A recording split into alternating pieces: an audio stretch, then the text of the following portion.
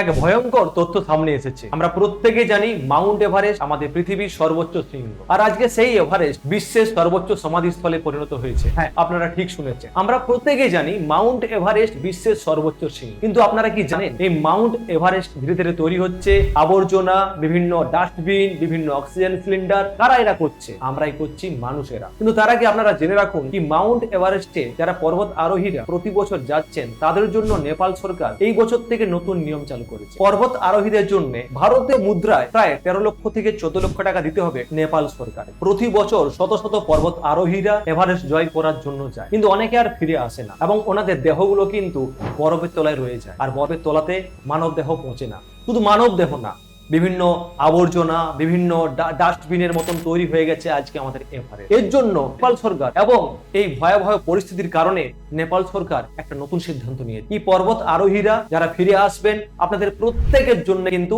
8 KG করে যে সমস্ত জিনিস ব্যবহার করা হচ্ছে, আবর্জনা বা ডাস্টবিন, সেগুলো কিন্তু নিয়ে আসতে হবে। যদি কেউ না নিয়ে আসতে পারে তাদেরকে দিতে হবে কিন্তু 4 লক্ষ টাকা জরিমানা।